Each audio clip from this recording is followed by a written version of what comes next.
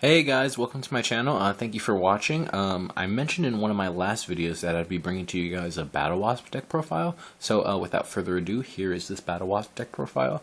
Before I go for any further, I just wanted to say that this deck is very, very casual. You should not be playing this deck on a competitive level. You will get destroyed. This is just for fun if you're playing with your friends and you just want to try out a casual strategy. So with that out the way, let's get to the deck profile. We're going to start off the deck with Battle-wasp Sting the Poison. We run 3 copies of that card. Sting the Poison says that when this card is normal summon or special summon, you can add 1 Battle-wasp monster from your deck to your hand. Obviously that's really good. It also has an effect that you contribute 1 other insect monster, then target 1 effect monster your opponent controls.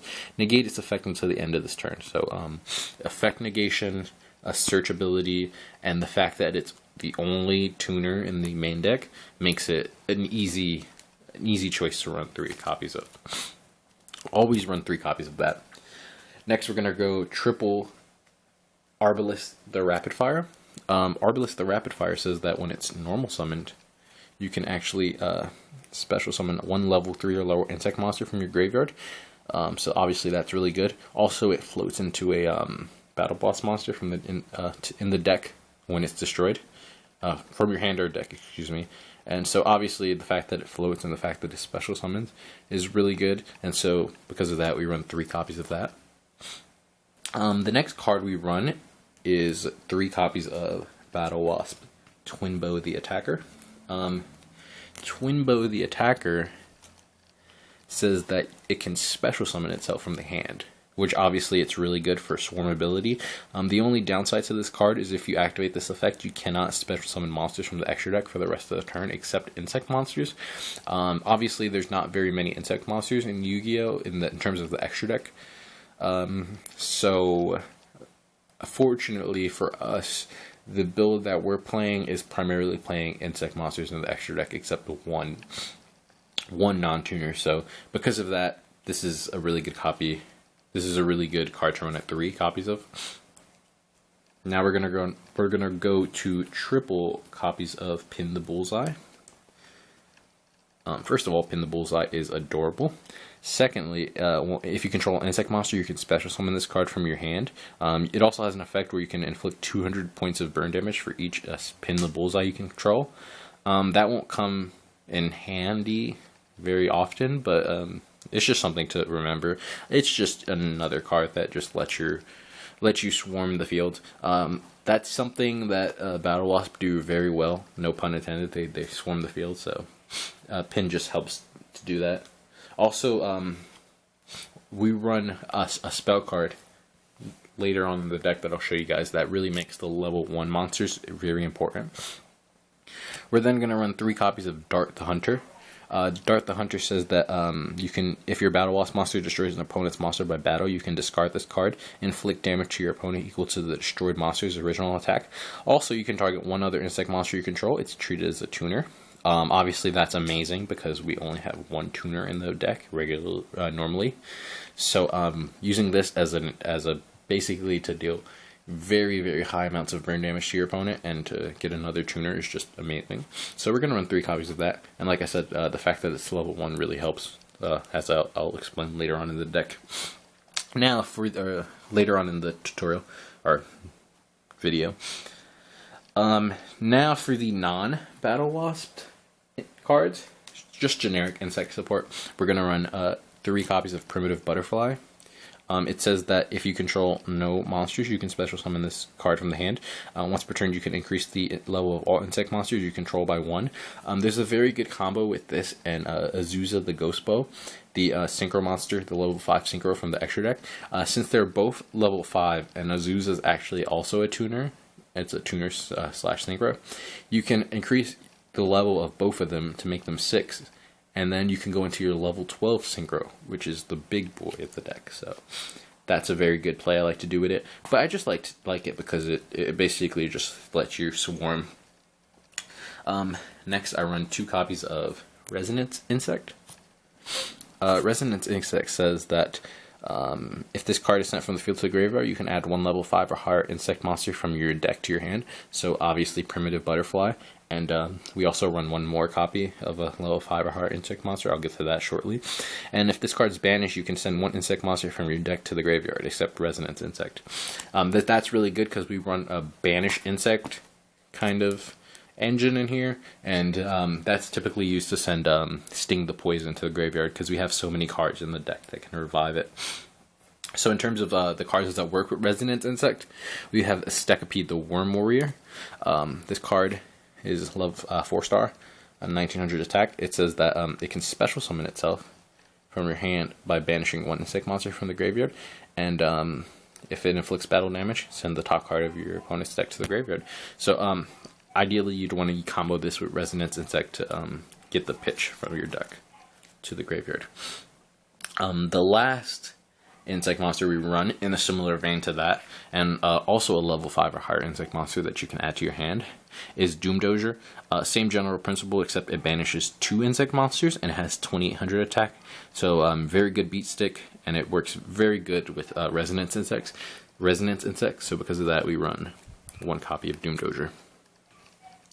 Now, to go to the spell cards, we're going to run 3 copies of Revival Swarm.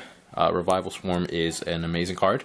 It lets you special summon a Battle-wasp monster from your graveyard, and then it lets you banish this card from the graveyard to target one insect monster and make that card indestructible. So obviously, really good card. 3 copies because this whole deck is about swarming and graveyard setup. Next, we run Summoning Swarm.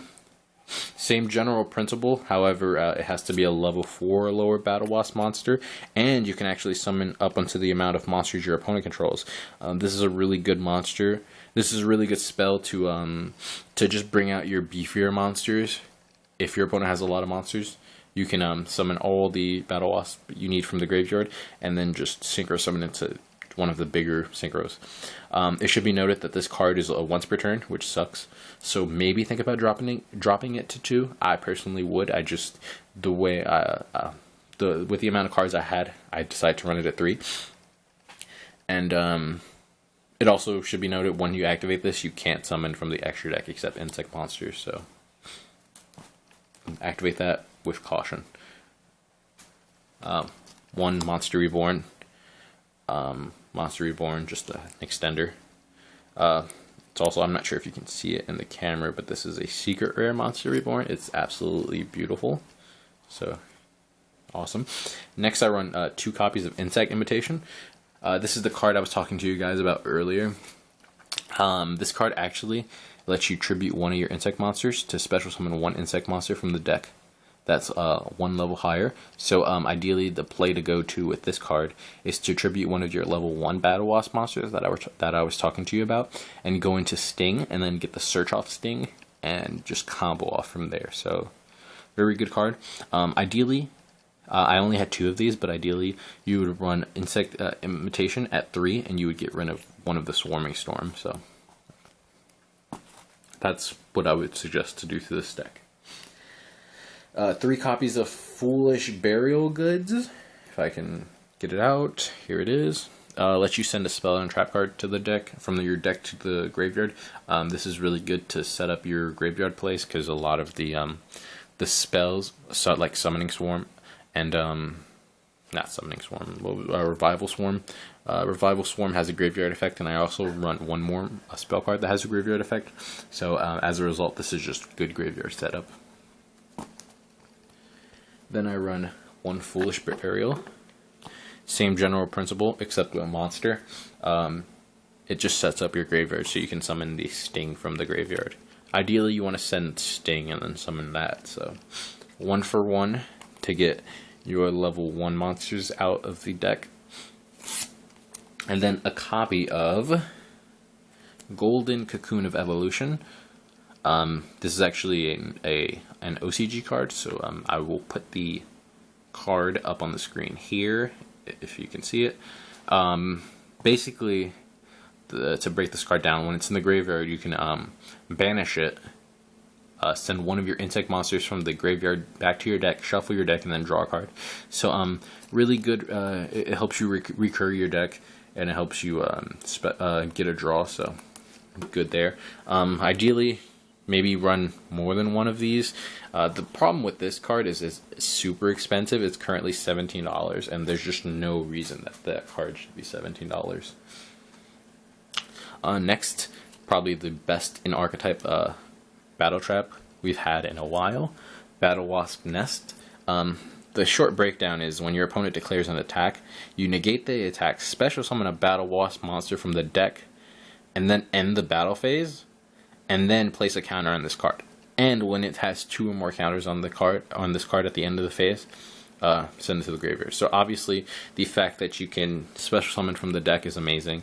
The fact that you can potentially negate one of your opponent's attacks and end the battle phase is just amazing. And the fact that you can, if you know, uninterrupted, you can potentially look at 4 Battle-wasp monsters, special summon from the deck, and 4 battle phase being stopped, just amazing. So as a result, we run 2. Obviously, battle traps aren't as good as they used to be. So as a result, you know, there's 2 is a good number, I think.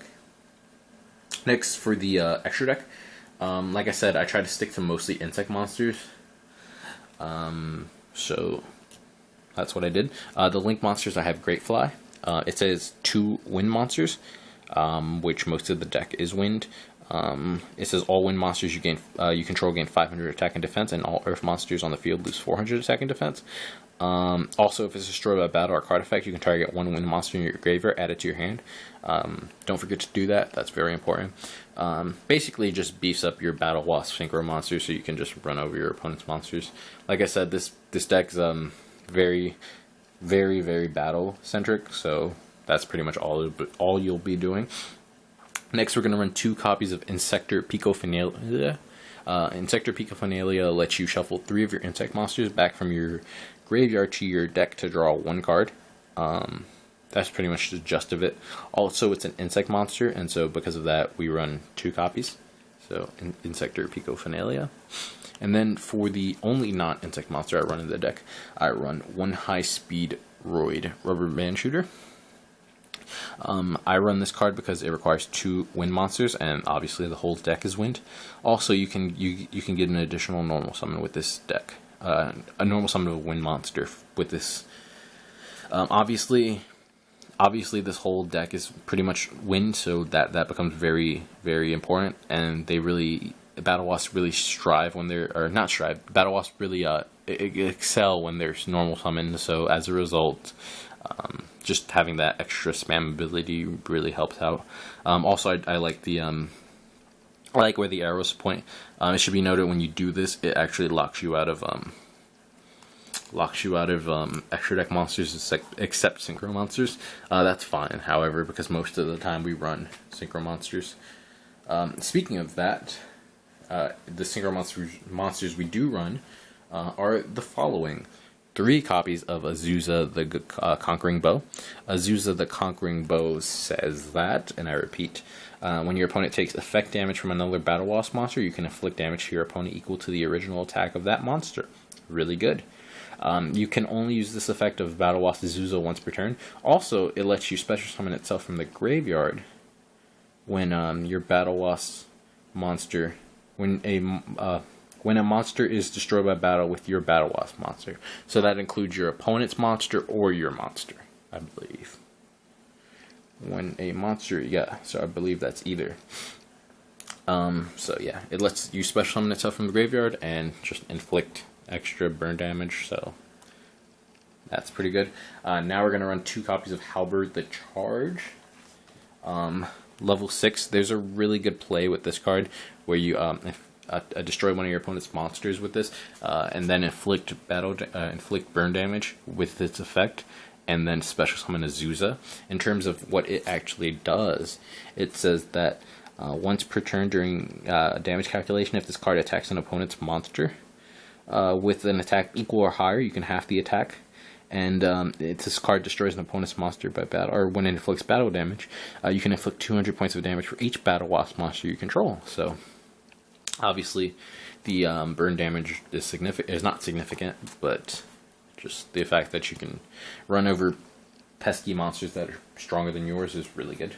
Then we're going to run 2 copies of Battle-wasp Haman, the Conquering Bow. Hamas says that if this card is synchro summoned using a synchro monster as a material, i.e. Azusa, it can make 2 attacks, which is really good. Also, it can gain the following effects once per turn. When it inflicts battle damage, you can make all monsters your opponent control lose 1,000 attack and defense. So really good there. Let me see. And then at the end of the battle phase, if your opponent has not taken battle damage, you can inflict damage to your opponent for each Battle-wasp. 300 points of damage for your opponent for each Battle-wasp monster in your graveyard. I don't particularly like that effect because this deck is mainly focused on battling and inflicting burn damage that way. So I don't understand why you would give them a monster that inflicts burn damage via not battling. So I think that's kind of stupid, but it is what it is. And then the big daddy of the deck is Battle-wasp Ballista the Armageddon. Ballista the Armageddon says that, and I quote, if this card is special summon, you can banish all insect monsters from your graveyard. All monsters your opponent all monsters your opponent controls currently lose 500 attack and defense for each banished monster.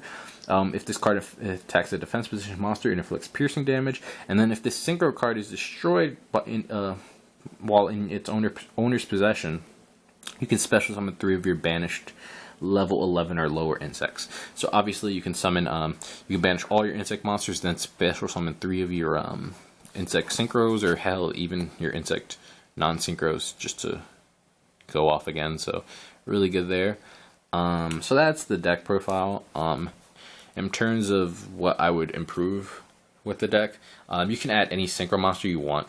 I've seen a lot of people try the Wind Witch engine. I currently like I like that engine. I mean, this deck really isn't that competitive anyway, so I decided to just run a pure version of the variant of the deck.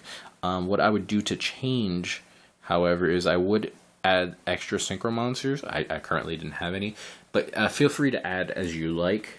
You can add if you Borlo Savage Dragon, you can add freaking Crystal Wing, just about any synchro monster you want. And just know that a lot of the effects of Battle-wasp make it so that you can only go into insect monsters in the extra deck.